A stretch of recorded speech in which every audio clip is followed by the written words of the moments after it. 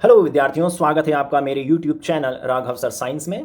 हम राष्ट्रीय उपलब्धि सर्वेक्षण 2021 के प्रैक्टिस पेपर को हल कर रहे हैं। यहाँ कक्षा 10वीं के विज्ञान विषय का द्वितीय अभ्यास पत्र हल करके बताया जा रहा है। ये भाग 2 है जिसमें हम शेष बचे हुए 35 प्रश्नों को देख रहे हैं। भाग 1 में हमने शुरुआती 35 प्रश्नों का अध्ययन किया है, उसे भी आप अवश्य देखें। चलिए शुरुआत करते हैं प्रश्न क्रमांक 36 से। प्रतिरोधकता में कब परिवर्तन नहीं होता? प्रतिरोधकता क्या होती है, यह आपको समझना पड़ेगा। प्रतिरोधकता अर्थात किसी तार में बहने वाली विद्युत धारा के मार्ग में पड़ने वाला अवरोध को हम प्रतिरोधकता कहते हैं। तो प्रतिरोधकता कब परिवर्तित नहीं होता? पदार्थ के, तो यहां पर देखिए, यहां लिखा है किसी पदार्थ की प्रतिरोधकता निम्न 3 बातों पर निर्भर करती है। पदार्थ की लंबाई पर, पदार्थ की प्रकृति पर, पदार्थ की लंबाई व मोटाई पर, पदार्थ के ताप पर। तो इस बल्ब की सहायता से मैं आपको इसको प्रश्न के उत्तर को समझाऊंगा। इस बल्ब में आप देखें, यहां पर फिलामेंट लगा हुआ है जो एक बहुत पतले टंगस्टन तार का बना होता है। इसका प्रतिरोध बहुत ज्यादा होता है। प्रतिरोध ज्यादा होने के कारण ही तो इसमें से विद्युत धारा आसानी से नहीं बहती और ये गर्म हो जाता है, लाल हो जाता है, इससे प्रकाश और ऊष्मा निकलती है, रोशनी होती है। अब अगर इस पदार्थ की प्रकृति बदल दी जाए, अर्थात टंगस्टन धातु की जगह कोई दूसरी धातु यहां लगा दी जाए, अगर मैं यहां सोने या चांदी या एल्यूमिनियम का तार लगा दूं तो यह बल्ब नहीं जलेगा, क्योंकि उनका प्रतिरोध कम होता है। तो पदार्थ की प्रकृति का मतलब है कि हम पदार्थ को ही बदल दें तो प्रतिरोधकता भी बदल जाएगी। पदार्थ की लंबाई व मोटाई पर, अगर मैं इस टंगस्टन के तार की लंबाई बढ़ा दूं तो प्रतिरोधकता बढ़ जाएगी। इस टंगस्टन के तार को मैं मोटा कर दूं तो प्रतिरोधकता घट जाएगी। इसलिए ये तार काफी लंबा होता है, ऐसा होता है ना कुंडलित, क्योंकि लंबाई बढ़ जाने से प्रतिरोधकता बढ़ती है। और बहुत पतला होता है क्योंकि पतले तार की प्रतिरोधकता ज्यादा होती है। साथ ही साथ ताप बढ़ने पर भी किसी तार की प्रतिरोधकता बढ़ती है। ताप जैसे जैसे ये गर्म होगा इसकी प्रतिरोधकता बढ़ती जाएगी और ये और ज्यादा गर्म होगा। ये और ज्यादा गर्म होगा तो ज्यादा प्रकाश निकलेगा। इस प्रकार किसी तार की प्रतिरोधकता 3 बातों पर निर्भर करती है। पदार्थ की प्रकृति पर, अर्थात पदार्थ को बदल दो तो प्रतिरोधकता बदल जाएगी, लंबाई और मोटाई बदल दो तो बदल जाएगी, पदार्थ को गर्म कर दो तो भी प्रतिरोधकता बदल जाएगी। तो हमें बताना कब नहीं बदलेगी। पदार्थ के परिवर्तन होने पर बदल जाएगी। प्रतिरोध की आकृति में परिवर्तन होने पर, जी हां, बी नंबर का विकल्प बिल्कुल सही है। आकृति में परिवर्तन होने पर प्रतिरोधकता नहीं बदलेगी। आकृति, मैं यहां लंबाई मोटाई की बात नहीं कर रहा हूं, केवल आकृति। जैसे कुंडलित आकृति है, आप इसे गोल कर सकते हैं, इसे सीधा कर सकते हैं, आकृति कैसी ही कर दो, प्रतिरोधकता पर कोई प्रभाव नहीं पड़ेगा। चलिए आगे बढ़ते हैं। यहां विद्युत बल्ब के विविध भाग दिखाए गए हैं। देखिए, विद्युत बल्ब के विभिन्न भाग आपको दिख रहे हैं। बल्ब के कौन से भाग विद्युत चालक हैं? हमें बताना है कि बल्ब के इन भागों में से कौन सा भाग विद्युत का सुचालक है। केवल पतला तंतु यानी फिलामेंट की बात हो रही है। तो ध्यान दीजिए, केवल फिलामेंट ही नहीं, फिलामेंट के अलावा बल्ब के अन्य भाग भी सुचालक होते हैं। केवल पतला तंतु और धातु का छोर, तो पतला तंतु तो है ही, साथ ही साथ धातु का छोर, ये जो धातु दिख रही है ना, जो इस फिलामेंट से जुड़ी हुई हैं, और ये आखिरी में हमारे उच्च और निम्न विभव यानी फेस और न्यूट्रल से जुड़े रहते हैं, ये तार भी सुचालक होते हैं। तो इस प्रकार बल्ब का फिलामेंट और धातु का छोर, ये दोनों ही सुचालक होते हैं, जबकि कांच का आवरण सुचालक नहीं होता। तो इस प्रकार हमें पता चल गया कि बल्ब का कौन सा भाग सुचालक है। एक तो बल्ब का पतला तंतु अर्थात फिलामेंट, और उसको जोड़ने वाले तार या धातु के छोर। तो विकल्प नंबर बी हमारा बिल्कुल सही है। चलिए आगे बढ़ते हैं। प्रश्न क्रमांक 38। जैसा कि नीचे दर्शाया गया है, रिजू ने एक लकड़ी की मेज पर 3 छड़ चुंबकों को एक नाल चुंबक को व्यवस्थित किया। ये जो सीधे चुंबक दिख रहे हैं ना 3, ये छड़ चुंबक है, इन्हें दंड चुंबक भी कहते हैं। और जो घोड़े के नाल जैसा दिख रहा है यू आकार का, वो नाल चुंबक है। इसने इन सबको जमा दिया। कैसे जमाया होगा? तो देखिए, जमाने के बाद पता चलेगा कि ये ध्रुव हो सकता है कि एन यानी उत्तरी ध्रुव हो, ये साउथ यानी दक्षिणी ध्रुव। तो इस यू आकार का ये सिरा एन कहलाएगा, दूसरा सिरा एस, फिर इस चुंबक का ये सिरा एन, यह एस, और ये एन और ये एस। ये इस प्रकार, तभी तो ये आपस में एक दूसरे से चिपके हुए हैं, क्योंकि विपरीत ध्रुव एक दूसरे को आकर्षित करते हैं। एन एस को आकर्षित करता है। अब बताना है कि इसके आधार पर नीचे दी गई व्यवस्थाओं में से किसके अनुसार छड़ चुंबक को एक साथ व्यवस्थित किया जा सकता है। तो हमें बताना है कि नीचे 3 छड़ चुंबक हैं, इन तीनों में से किसकी व्यवस्था सबसे सही है वो बताना है। तो आप इस ब नंबर पे जाएं। देखिए यहां लिखा हुआ पा एन ध्रुव है, तो एन पे आ जाइए। अब जाइए फा एस है, तो फा हो गया एस। अब आइए चा पे, चा एन है, तो चा को हमने एन कर दिया। छा एस। का पे जाइए, का एन और खा एस सिरा है। तो इस प्रकार देखिए एन एस फिर एन एस फिर एन एस, तो ये एक दूसरे को आकर्षित करेंगे विपरीत ध्रुव और ये तीनों अक्षर चुंबक एक दूसरे से चिपक जाएंगे। तो इस प्रकार जो बी नंबर की व्यवस्था है वो बिल्कुल सही है। तो हमारा उत्तर हुआ विकल्प नंबर बी जो नीचे नीचे लिखा हुआ है। प्रश्न क्रमांक 39। यहां एक उत्तल और अवतल दर्पण के सामने दो क्रेयॉन दिखाए गए हैं। ये देखिए, एक तरफ अवतल दर्पण है और दूसरी तरफ उत्तल दर्पण है। ये अवतल दर्पण, ये उत्तल दर्पण में वस्तु का छोटा प्रतिबिंब बनता है, तभी तो पूरा का पूरा क्रेयॉन उसमें आसानी से दिखाई दे रहा है। जबकि अवतल दर्पण में वस्तु का बड़ा प्रतिबिंब दिखता है, इसलिए इसमें क्रेयॉन पूरा का पूरा नहीं आ रहा। तो उत्तल दर्पण किसी भी वस्तु का छोटा प्रतिबिंब बनाता है और वह बहुत बड़ी वस्तु भी हमें उस छोटे से उत्तल दर्पण में आसानी से दिखाई देती है। उत्तल दर्पण का आमतौर पर उपयोग वाहनों के पार्श्व दर्पण या साइड ग्लास में किया जाता है। इनमें से कौन सा वाक्य सही ढंग से बताता है कि उत्तल दर्पण का उपयोग क्यों किया जाता है? तो आप सभी जानते हैं, मैं पुनः आपको बताता हूं कि उत्तल दर्पण अपने सामने रखी हुई वस्तु का हमेशा छोटा और सीधा प्रतिबिंब बनाता है। उत्तल दर्पण में आप पीछे के बहुत बड़े क्षेत्र को छोटे रूप में देख सकते हैं, इसलिए साइड ग्लास में हमेशा उत्तल दर्पण ही लगाया जाता है। तो इन चारों विकल्प में से कौन सा विकल्प बिल्कुल सही है? बी, उत्तल दर्पण अधिक क्षेत्र का दृश्य दिखाता है और सीधे प्रतिबिंब बनाता है। प्रश्न क्रमांक 40, जैसा कि चित्र में दिखाया गया है, जैसे ही एक लड़की धातु के जंगले को ठोकती है, लड़का कान लगाकर सुनने लगता है। ये जो रेलिंग बनी हुई ना, ये धातु की है, लोहे की रेलिंग है, और लड़की उस लोहे की रेलिंग को पत्थर से ठोकती है, तो दूसरा लड़का कान लगाकर आवाज सुनता है। तो हमें बताना है कि उस लड़के को कितनी ध्वनियां सुनाई देंगी। तो आप सभी जानते हैं इस लड़के को दो ध्वनियां सुनाई देंगी, पहली जो लोहे में से होकर बह रही है और दूसरी जो हवा में से होकर बह रही है, क्योंकि आप जानते हैं ध्वनि के संचरण के लिए माध्यम की आवश्यकता होती है। ध्वनि का वेग माध्यम के घनत्व पर निर्भर करता है। घनत्व यानी उसमें उस माध्यम में मौजूद कणों की संख्या। ठोसों में ध्वनि का वेग सर्वाधिक और गैसों में ध्वनि का वेग सबसे कम होता है। भाई ठोस में कण पास पास होते हैं, ठोसों का घनत्व ज्यादा होता है, तो ठोसों में ध्वनि का वेग ज्यादा होता है। इसलिए पहले कौन सी आवाज सुनाई देगी उसे? जंगले से होकर जाने वाली आवाज, और उसके बाद कौन सी आवाज सुनाई देगी? हवा से होकर जाने वाली आवाज। तो उसे दो ध्वनियां सुनाई देंगी, पहले लोहे के जंगले वाली, बाद में हवा वाली, क्योंकि ध्वनि का वेग लोहे में ज्यादा और हवा में कम होता है। तो इस प्रकार हमारा सही उत्तर हो गया बी, उसे दो ध्वनियां सुनाई देंगी। ध्वनि हवा की अपेक्षा जंगले के माध्यम में तेजी से संचरित होती है। प्रश्न क्रमांक 41, एक लड़की को एक जानवर की खोपड़ी मिली। वह नहीं जानती थी कि वह जानवर क्या था, लेकिन उसे यकीन था कि वह अपने खाने के लिए दूसरे जानवरों का शिकार करता था। इस निष्कर्ष पर पहुंचने का क्या संकेत होगा? मान लीजिए आपको रास्ते में एक खोपड़ी पड़ी मिल गई। अब आप पता करना चाहते हैं कि यह खोपड़ी कोई शाकाहारी जानवर की है कि मांसाहारी की। ये जानवर जो है ये पेड़ पौधे खाता था कि शिकार करता था। तो आपको इस जानवर की तीन चीजों पर गौर करना है। इसकी खोपड़ी की क्या क्या तीन चीजें? पहले देख लो कि इसके नेत्र गोलक कहाँ हैं, इसके जो आंखों के ऑर्बिट हैं, अगर ये आंखों के ऑर्बिट अगर बिल्कुल ये जो नेत्र कोटर हैं ये बिल्कुल खोपड़ी पे सामने की ओर बने हुए हैं, पार्श्व या साइड में नहीं है, सामने की ओर बने हुए हैं, अर्थात द्विनेत्र दृष्टि है, तो ये शिकारी प्राणी है। अगर इसके चार, दो इधर के दो इधर के, अगर चार लंबे कैनाइन टीथ हैं तो समझ जाइए कि मांसाहारी शिकारी प्राणी है। और अगर इसका जबड़ा छोटा और मजबूत है, लंबे जबड़े नहीं है, छोटे और मजबूत जबड़े हैं, तो भी आप बता सकते हैं कि यह खोपड़ी एक मांसाहारी प्राणी की खोपड़ी है। तो जब खोपड़ी मिली तो उसने कैसे पता लगाया कि एक शिकारी जानवर की खोपड़ी है? तो विकल्प नंबर सी आपको सही उत्तर बताएगा। चार दांत नुकीले और लंबे थे जिन्हें कैनाइन टीथ कहा जाता है। इन दांतों से पता चल गया कि एक शिकारी प्राणी है।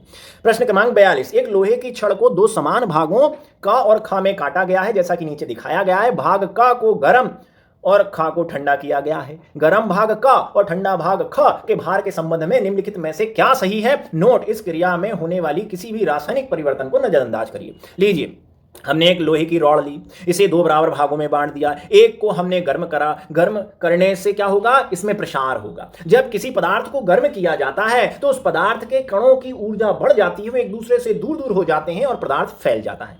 तो इस प्रकार जब इस लोहे की छड़ को हम गर्म करेंगे तो इसका प्रसार होगा, ये फैल जाएगा। और दूसरी को हम क्या कर रहे हैं, ठंडा कर रहे हैं। ठंडा करने से कणों की ऊर्जा कम हो जाती है, वे पास पास आ जाते हैं और वह पदार्थ सिकुड़ जाता है। तो एक ही लोहे की छड़ थी, उसके दो बराबर भाग किए। एक भाग को हमने गर्म किया, गर्म करने से वो थोड़ा सा प्रसार होने के कारण फैल गया। दूसरे भाग को ठंडा किया, वो संकुचन होने के कारण सिकुड़ गया। लेकिन हमसे पूछा है दोनों के भार में क्या संबंध है, तो भाई भार तो दोनों का बराबर ही रहेगा। भले ही एक गर्म करने पर फैल गया हो, दूसरा ठंडा करने पर सिकुड़ गया हो, लेकिन दोनों में पदार्थ की मात्रा एक समान ही है। अर्थात विकल्प नंबर बी सही है। का भार ख के भार के बराबर ही होगा। प्रश्न क्रमांक 43, जैसा कि चित्र में दिखाया गया है, एक छोटे घन को एक खुरदुरी सतह पर चौकोर दिशा में घुमाया जाता है। लीजिए घन पहले 1 नंबर दिशा में गया, फिर ऊपर 2, फिर बाएं 3, फिर नीचे 4। इनमें से कौन सा विकल्प घन पर घूमने के दौरान घर्षण बल की सही दिशा दर्शाता है? तो आप समझते हैं घर्षण बल क्या होता है।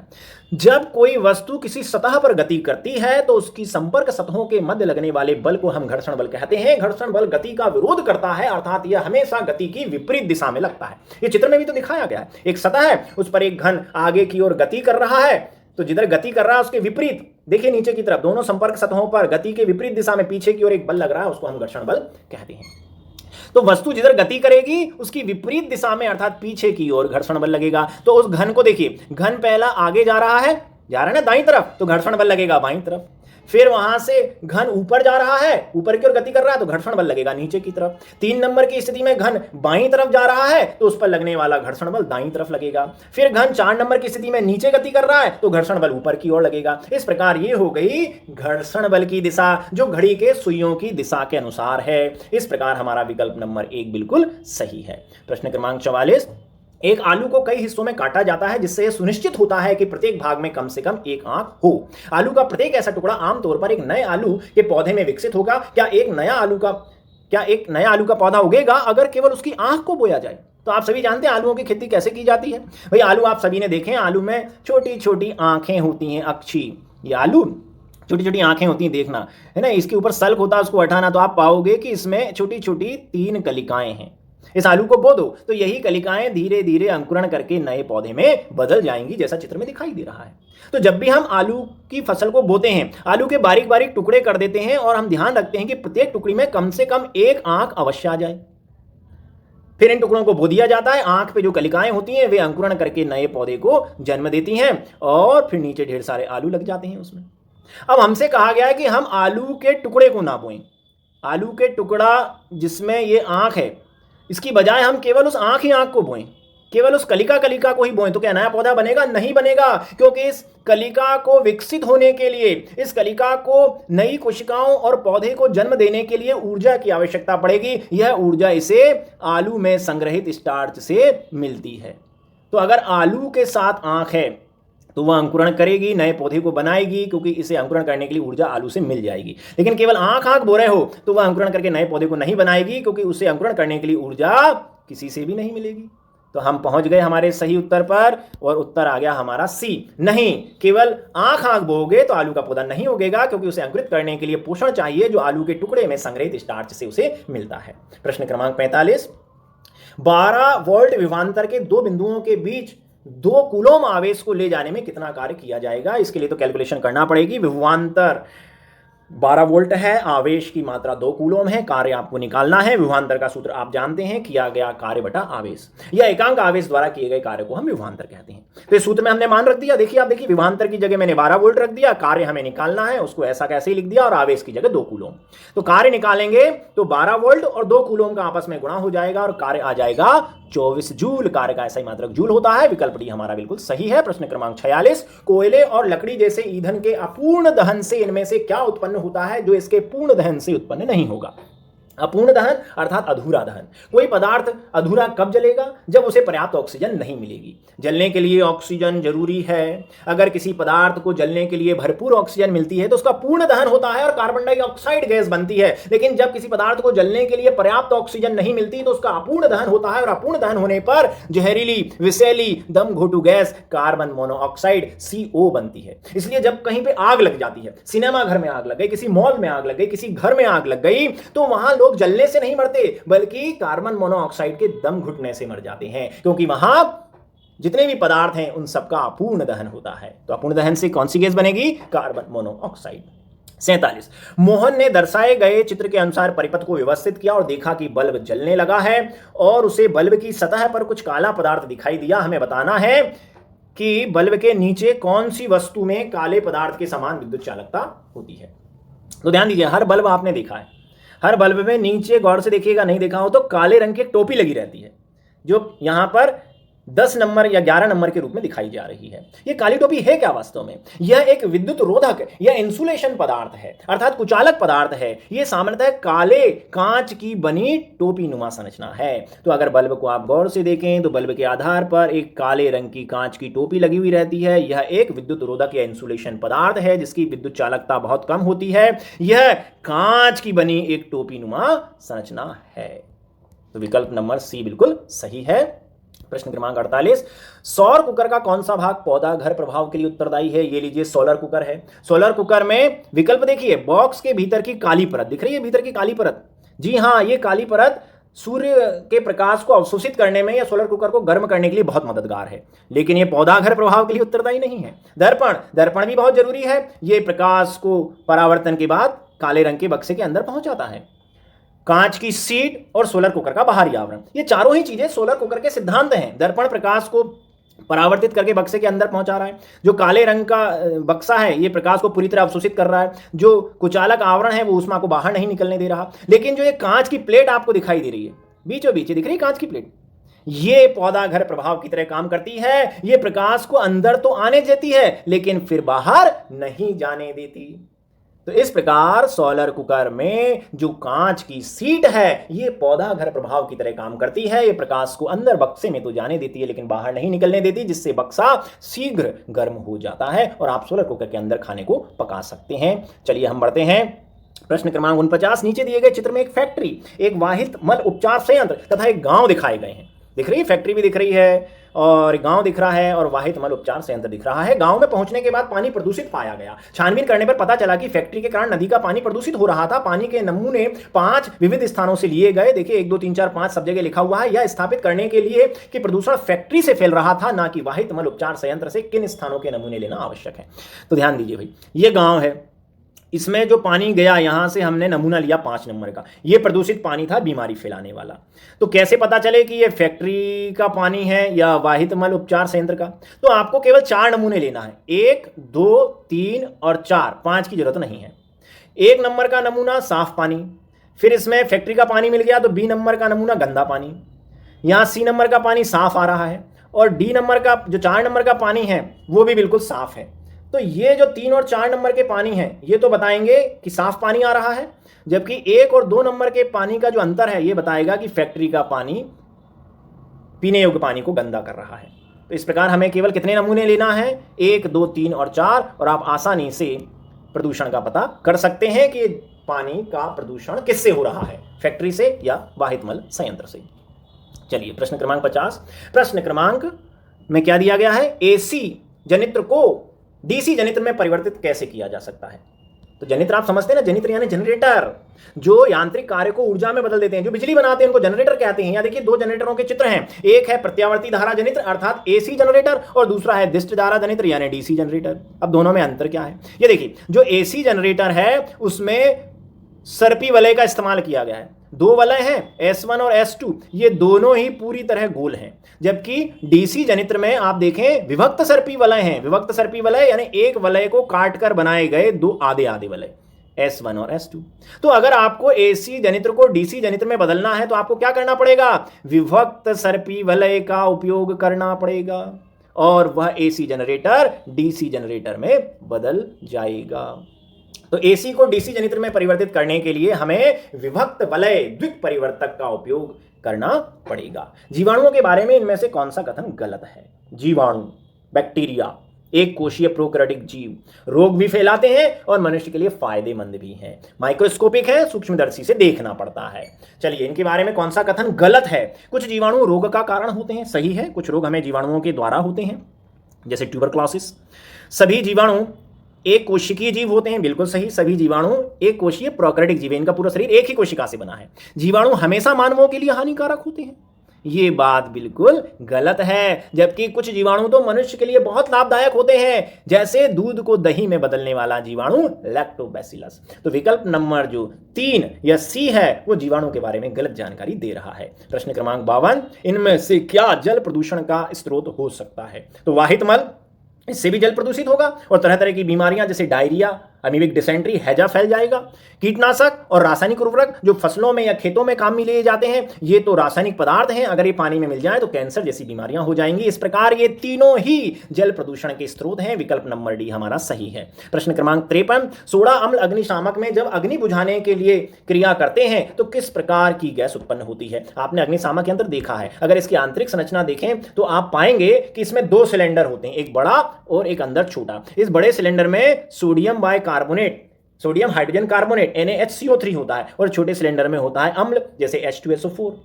जब आग लगती है तो हम ऊपर का नोजल ये घुमाते हैं और ये छोटा सिलेंडर इस बड़े सिलेंडर के अंदर गिर जाता है और अम्ल और इस खाने के सोडे की क्रिया बहुत तेजी से होती है और एक गैस निकलती है और उस गैस का नाम आपको यहां दिखाई दे रहा है। कौन सी गैस होगी वो? तो बिल्कुल, जब आग लगेगी और आप इस अग्निशामक यंत्र का उपयोग करेंगे तो इसके अंदर भरा हुआ मीठा सोडा अर्थात NaHCO3 और अम्ल आपस में क्रिया करेंगे और कार्बन डाइऑक्साइड गैस निकलेगी जो आग को बुझा देगी। तो हमारा सही विकल्प है विकल्प नंबर सी। प्रश्न क्रमांक 54, ऐसी कौन सी धातु है जो कमरे के ताप पर द्रव होती है? तो सभी धातुएं ठोस होती हैं। अपवाद स्वरूप पारा, मर्क्यूरी, Hg ही एक ऐसी धातु है जो तरल रूप में मिलती है। ये सफेद चमकीली धातु है, इसका उपयोग हम ताप मापी और दाब मापी में करते हैं। तो मरकरी विकल्प नंबर सी हमारा सही है। वायु में उपस्थित गैसें SO2, NO2 यानी सल्फर और नाइट्रोजन के ऑक्साइड जब वर्षा के साथ नदी के जल में मिलते हैं तब नदी के जल के pH में क्या परिवर्तन होता है? तो ध्यान दीजिए, नाइट्रोजन और सल्फर के ऑक्साइड NO2 और SO2 ये कहां से निकलते हैं? ये वाहनों के धुएं में होते हैं, ये फैक्ट्रियों के धुएं में होते हैं। जब ये ऊपर जाते हैं तो ये पानी के साथ मिल जाते हैं। कैसे मिलते हैं? ये लीजिए भाई, NO2 है नाइट्रोजन का ऑक्साइड, ये बारिश हुई, पानी गिरा तो ये बना लेगा HNO3 जो एक प्रकार का अम्ल है। इसी प्रकार सल्फर का ऑक्साइड बारिश के जल के साथ मिल जाएगा और H2SO3 नामक अम्ल बना लेगा। तो इस प्रकार सल्फर और नाइट्रोजन के ऑक्साइड बारिश के साथ अम्लों के रूप में पृथ्वी पर पहुंचते हैं, जल स्रोतों में जाकर मिलते हैं और इन्हीं अम्ल के कारण जल स्रोतों का पानी का pH कैसा हो जाता है? अम्लीय हो जाता है, 7 से कम हो जाता है, जिससे हमारे पेड़ पौधे नष्ट हो जाते हैं, पानी प्रदूषित हो जाता है, पानी में रहने वाले जलीय जीव मर जाते हैं। इस प्रकार अम्लीय वर्षा नुकसानदायक है। तो कौन सा विकल्प सही आ जाएगा यहां पे? जी हां, विकल्प नंबर ए, SO2 और NO2 जब वर्षा के जल के साथ नदी के पानी में मिलते हैं तो नदी के पानी का pH कम हो जाता है, क्योंकि अम्लीय वर्षा होती है और पानी का pH अम्लीय यानी 7 से कम। निम्नलिखित में से कार्बन का कौन सा अपरूप सूचालक है? ये कार्बन के 4 अपर रूप हैं। हीरा और ग्रेफाइट कार्बन के क्रिस्टलीय अपर रूप, जबकि कोयला और पैराफिन कार्बन के अक्रिस्टलीय अपर रूप हैं। इसमें से कौन सूचालक है? इसमें से हम आपको यही बताना चाहेंगे, केवल अधातु कार्बन का एक रूप ग्रेफाइट ही प्रकृति में सुचालक पदार्थ है। अधातुओं का एक रूप ग्रेफाइट, धातुएं सब सुचालक होती हैं लेकिन अधातुओं का एक रूप ग्रेफाइट विद्युत का सुचालक होता है। ग्रेफाइट का उपयोग चूंकि ये चिकना होता है तो स्नेहक के रूप में करते हैं, ये काला रंग के रूप में उभरता है इसलिए पेंसिल बनाने में करते हैं, और चूंकि ये सुचालक है इसलिए इसका उपयोग इलेक्ट्रोड, सेलों में इलेक्ट्रोड बनाने के लिए किया जाता है। चलिए, इस प्रकार आपको पता चल गया कि कार्बन का कौन सा अपरूप सुचालक है, वो है ग्रेफाइट। एन ब्यूटेन का अणुसूत्र है। तो ब्यूटेन का अणुसूत्र बताना है कि ब्यूटेन जो एक प्रकार का हाइड्रोकार्बन है, एक प्रकार का कार्बनिक यौगिक है, उसका सूत्र क्या होगा, उसमें कार्बन और हाइड्रोजन परमाणुओं की संख्या कितनी होगी? तो ब्यूटेन एक 4 कार्बन वाला एल्केन है और एल्केन का संरचना सूत्र होता है CnH2n-2। इसकी मदद से आप बना लो ब्यूटेन का सूत्र। एन कार्बन की संख्या है, ब्यूटेन में क्या जुड़ा हुआ है? ब्यूट, और हमने बताया था कि ब्यूट अर्थात 4 कार्बन, तो एन हो गया 4, इस फार्मूले में रख दो Cn अर्थात C4 और H2n की जगह भी रख दो 4 और धन 2। अब इसे कैलकुलेट करो तो C तो हो गए यानी कार्बन हो गए 4 और हाइड्रोजन कितने हो जाएंगे? 4 दूनी 8 और 8 धन 2 कुल 10। इस प्रकार ब्यूटेन का सूत्र हो गया C4H10 और विकल्प नंबर सी सही है। ऑक्सीजन की कमी से क्रिकेट के खिलाड़ियों की पेशियों में प्रायः खिंचाव उत्पन्न होने लगता है, ऐसा किस कारण से होता है? हम जब बहुत दौड़ते हैं तो हमारी पेशियां सिकुड़ने लगती हैं, थक जाती हैं, ऐसा क्यों? तो आप जानते हैं कि जब हम लगातार कोई काम करते हैं, हम बहुत दौड़ते हैं तो हमारे शरीर में ऑक्सीजन की कमी हो जाती है। तब ऑक्सीजन की अनुपस्थिति में हमारी कोशिकाओं के अंदर ग्लूकोज का अनॉक्सी श्वसन या अवायवीय श्वसन होता है, और ग्लूकोज ऑक्सीजन के बिना पहले पायरुवेट या पायरुविक अम्ल में और बाद में फिर लैक्टिक अम्ल में बदल जाता है। इस लैक्टिक अम्ल के जमा हो जाने के कारण हमारी पेशियों में खिंचाव पैदा होता है और हमारी पेशियां थक जाती हैं। तो हम जब लगातार काम करते हैं तो शरीर में हो जाती है ऑक्सीजन की कमी, फिर कोशिकाओं के अंदर ग्लूकोज का ऑक्सीजन की अनुपस्थिति में ऑक्सीडेशन होता है और बनता है लैक्टिक अम्ल। इसी लैक्टिक अम्ल के कारण हमारी पेशियां थक जाती हैं। तो हमारा विकल्प नंबर डी बिल्कुल सही है। पायरुवेट के लैक्टिक अम्ल में बदलने के कारण खिलाड़ियों की पेशियों में खिंचाव उत्पन्न होता है। एक चिकित्सक ने किसी व्यक्ति को इंसुलिन का इंजेक्शन लेने की सलाह दी, क्यों? तो इंसुलिन एक प्रकार का हार्मोन्स है जो ग्लूकोज को ग्लाइकोजन में बदल देता है, ग्लूकोज की इकाइयों को जोड़कर बहुलक ग्लाइकोजन बना देता है, जिससे रुधिर में शर्करा का स्तर कम हो जाता है। तो इंसुलिन एक हार्मोन्स है जो रुधिर में शर्करा के स्तर को नियंत्रित करता है। तो जो डायबिटिक जीव हैं, जो शर्करा या मधुमेह की बीमारी से ग्रसित लोग हैं, उनको इंजेक्शन लगाने पड़ते हैं ताकि उनके खून में मौजूद शर्करा कम हो जाए। तो 59 का विकल्प डी बिल्कुल सही है। अब आ जाते हैं हम प्रश्न क्रमांक 60 पे। न्यूरॉन में विद्युत आवेग कहां से आरंभ होकर कहां तक जाते हैं? तो न्यूरॉन हमारे शरीर की सबसे लंबी कोशिका है। ये तंत्रिका कोशिका को काम क्या है? इस तंत्रिका कोशिका का ये आवेगों का संचरण करती है, आवेगों या सूचनाओं या इंपल्स को एक सिरे से दूसरे सिरे तक ले जाती है। तो हमें बताना है कि इसमें आवेग किधर से किधर बहते हैं। तो मैं आपको बताना चाहूंगा, आवेग पहले द्रुमिका में आते हैं जिन्हें हम डेंड्राइट कहते हैं, वहां से हम साइटोन या कोशिका काय में आते हैं, फिर ये तंत्रिकाक्ष या एक्सोन में आते हैं और फिर एक्सोन के सिरों या टीलोडेंड्रॉन्स में जाते हैं और वहां से फिर ये दूसरी तंत्रिका कोशिका में पहुंच जाते हैं। तो तंत्रिका कोशिका न्यूरॉन्स शरीर की सबसे लंबी कोशिका है जो आवेगों का संचरण करती है। आवेगों के संचरण की दिशा है पहले द्रुमिका या डेंड्राइट्स, फिर कोशिका काय या साइटोन, फिर तंत्रिकाक्ष या एक्सोन और अंत में एक्सोन के छोर टीलोडेंड्राइट्स और फिर दूसरी तंत्रिका कोशिका। तो आपको पता चल गया, इस प्रश्न का विकल्प नंबर सी सही है। अब हम आते हैं अगले प्रश्न की ओर। निम्नलिखित में से कौन सा रोग यौन संचारित नहीं है? यौन संचारित रोग किन्हें कहते हैं? वे रोग जो लैंगिक संपर्क द्वारा एक व्यक्ति से दूसरे व्यक्ति में फैलते हैं, उनको हम यौन संचारित रोग कहते हैं। अब आप जानते हैं सिफिलिस, गोनेरिया और एड्स, ये तीनों ही यौन संचारित रोग हैं। ये केवल यौन संपर्क के द्वारा ही एक व्यक्ति से दूसरे व्यक्ति में जाते हैं। जबकि हेपेटाइटिस ये लैंगिक संपर्क से तो फैलता ही है, लेकिन इसके अलावा हेपेटाइटिस गंदे पानी, भोजन और रक्त आदान से भी फैल सकता है। तो इनमें से कौन यौन संचारित रोग नहीं है? तो वो है हेपेटाइटिस।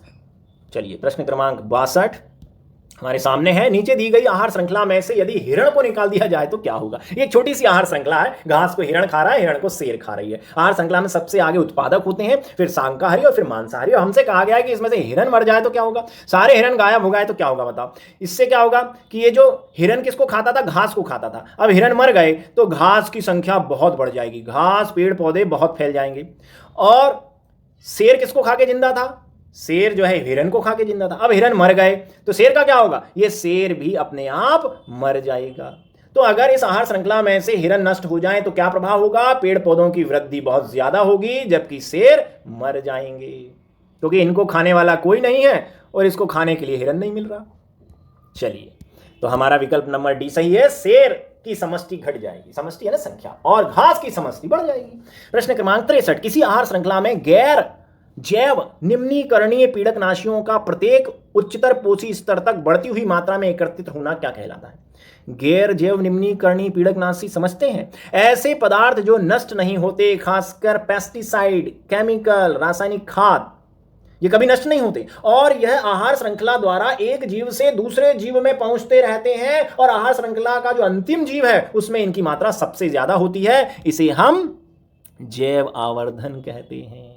जैविक आवर्धन से अभिप्राय है हानिकारक रसायनों जैसे डीडीटी का आहार श्रृंखला में प्रवेश करना और पोषी स्तर के साथ बढ़ते चले जाना। आप यहाँ पे देख रहे हैं ये पानी में ऑयल आ गया है, कोई रासायनिक पदार्थ आ गया है, इसको पहले छोटे छोटे मिल्फ ने खाया, फिर मिल्फ को छोटी मछली ने खाया तो ये रासायनिक पदार्थ उस छोटी मछली में पहुंच गया, उस छोटी मछली को बड़ी मछली ने खाया तो ये रासायनिक पदार्थ बड़ी मछली में पहुंच गया और बड़ी मछली को मनुष्य ने खाया। तो इस प्रकार ये रासायनिक पदार्थ या हानिकारक पदार्थ भोजन श्रृंखला के माध्यम से अंतिम जीव मनुष्य तक भी पहुंच गया।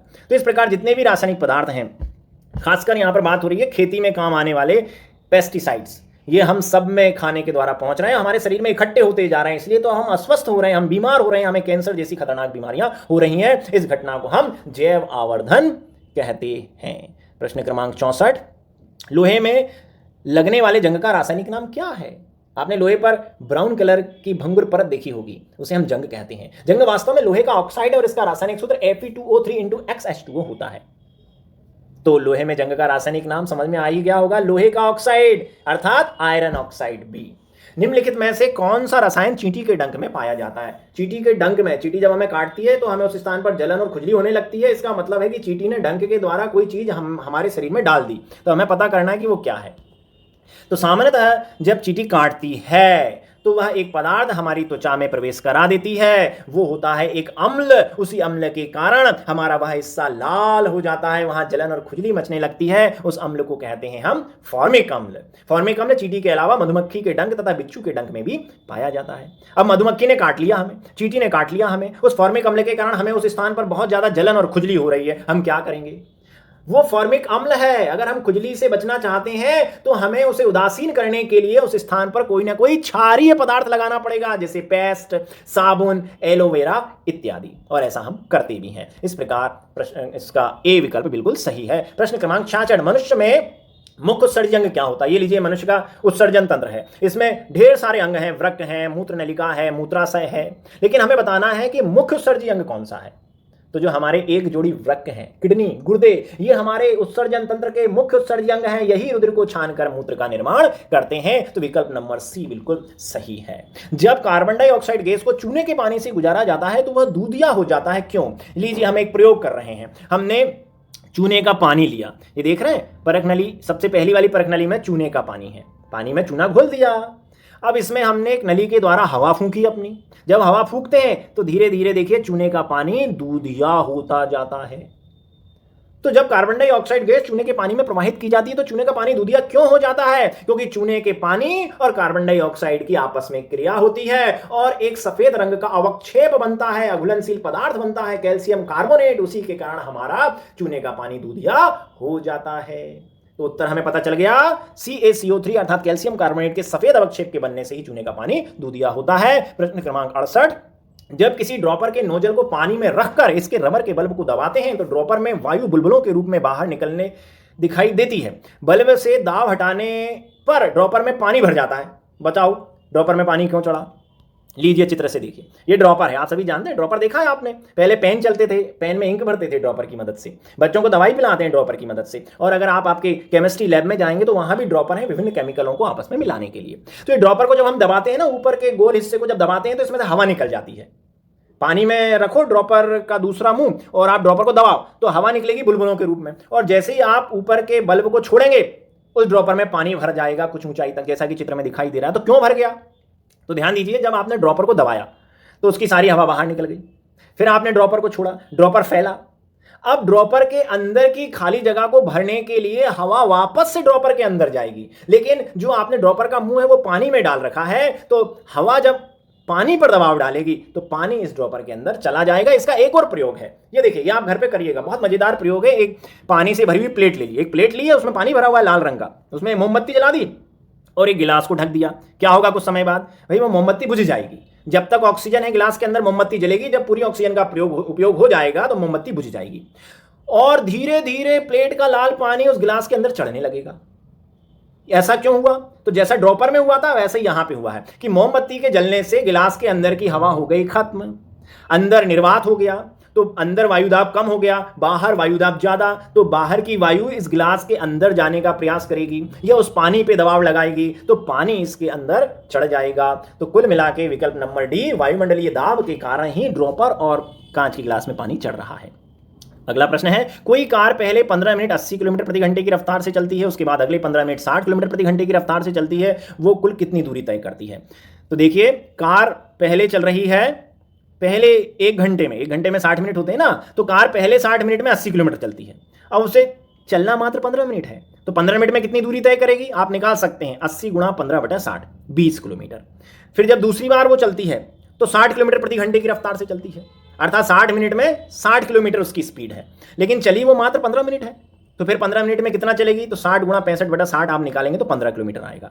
तो पहले 15 मिनट में वो 20 किलोमीटर चली, दूसरे 15 मिनट में वह 15 किलोमीटर चली। इस प्रकार उसके द्वारा चली गई कुल दूरी 35 किलोमीटर है, अर्थात आधे घंटे में वो 35 किलोमीटर की दूरी तय करेगी। विकल्प नंबर सी हमारा सही है। चलिए हम आते हैं अंतिम 70वें प्रश्न पर नीचे दिखाई गई दो खिलौने की कार एक्स और वाई चार अलग अलग क्रमों में एक मेज पर रखी गई है। प्रत्येक क्रम में अलग अलग दिशा में प्रत्येक कार के ऊपर चुंबक लगाए गए हैं। दोनों कारों को शुरू में एक दूसरे के समान दूरी पर रखा गया है। कार एक्स को फिर दिखाए गए तीर की दिशा में धकेल दिया जाता है। एक क्रम में दो कारों के बीच की दूरी समान होगी, बताना है कि कौन सा वो विकल्प सही है। अरे आप देख लो, यहां दो कारें एक्स और वाई, और इन कारों के ऊपर चुंबक लगी है सिर पे, देखिए चुंबक। उत्तरी और दक्षिणी ध्रुव उनका दिख रहा है, ऊ से उत्तर और दा से दक्षिण। तो दो कार हैं, उनके ऊपर चुंबकें छड़ चुंबक लगा दी गई हैं। अब हमें बताना है कि कार एक्स को हम तीर की दिशा में चलाएं तो एक्स और वाई के बीच की दूरी बदलना नहीं चाहिए, वो कि वही रहना चाहिए। कौन सी स्थिति में ऐसा होगा? तो ध्यान दीजिए, मैं आपको बताता हूं। अब अगर कार एक्स को आप ये देखिए, ये दक्षिणी चुंबक का दक्षिणी सिरा है, ये चुंबक का उत्तरी ध्रुव है। ये क्या करेंगे? एक दूसरे को आकर्षित करेंगे, क्योंकि विपरीत ध्रुव एक दूसरे को आकर्षित करते हैं। हम जानते हैं कि चुंबक के जो विपरीत ध्रुव हैं वो एक दूसरे को आकर्षित करते हैं, उत्तर वाला दक्षिण को, दक्षिण वाला उत्तर को। जबकि जो समान ध्रुव होते हैं वो एक दूसरे को प्रतिकर्षित करते हैं। यही सिद्धांत तो यहां पर लग रहा है। अब ये विपरीत ध्रुव है, दक्षिण और उत्तर, तो एक दूसरे को आकर्षित करेंगे। अब इस कार को हमने आगे बढ़ाया। अब हो सकता है कि ये दोनों के बीच जो आकर्षण लग रहा है ये टूट जाए और ये कार तो आगे निकल जाए और ये कार यहीं पे खड़ी रहे, तो दोनों के बीच की दूरी बढ़ जाएगी। हमें ढूंढना है बीच की दूरी ना कम हो ना ज्यादा हो। अब देखिए, यहां पर दक्षिणी ध्रुव, ये उत्तरी ध्रुव, ये एक दूसरे को आकर्षित करेंगे। अब आप गाड़ी को इधर ले गए, जैसे जैसे गाड़ी को पास लाएंगे ये तो एक दूसरे से चिपक जाएंगी आकर्षण के कारण, तो इनकी बीच की दूरी कम हो जाएगी। ये भी गलत हो गया। अब इसे देखिए, ये दक्षिणी ध्रुव और ये भी दक्षिणी ध्रुव। अब इसे आगे बढ़ाएंगे तो ये तो आगे जाएगी, लेकिन ये जो वाई नंबर की कार है इसके पीछे पीछे नहीं जाएगी, क्योंकि एक दूसरे को क्या कर रहे हैं? प्रतिकर्षित कर रहे हैं, समान ध्रुव है। अब आप विकल्प नंबर डी पे देखिए, ये दक्षिणी ध्रुव, ये भी दक्षिणी ध्रुव, समान ध्रुव एक दूसरे को प्रतिकर्षित करेंगे, एक दूसरे को धकेलेंगे। अब आपने कार आगे ले गए, तो जितनी कार इस कार को आगे ले जाओगे उतनी वाई नंबर की कार आगे बढ़ेगी। जितना आप कार एक्स को वाई की दिशा में ले जाएंगे उतना ही वाई नंबर की कार आगे बढ़ जाएगी। अर्थात इन दोनों के बीच की दूरी हमेशा एक समान रहेगी, बदलेगी नहीं, अगर आप इस कार को एक्स को वाई की ओर ले जाएं। तो इस प्रयोग को घर पे करके देखना। इस प्रयोग में जो डी नंबर का विकल्प वो सही है। अगर डी नंबर के चित्र के अनुसार हम कार एक्स को वाई की दिशा में ले जाएं तो दोनों के बीच की दूरी हमेशा एक समान बनी रहेगी। इस प्रकार हमारा ये राष्ट्रीय जो है उपलब्धि सर्वे ये कंप्लीट हुआ। उम्मीद है आपको वीडियो पसंद आया होगा। अपने मित्रों को इसे अवश्य शेयर करें। इसके दो भाग हैं, उन्हें देखें, समझें और उनके डिस्क्रिप्शन बॉक्स में दी गई लिंक के माध्यम से इन्हीं प्रश्नों का ऑनलाइन प्रश्न मंच दें तथा स्वयं का मूल्यांकन करें। मेरे चैनल को सब्सक्राइब करें। बहुत बहुत धन्यवाद।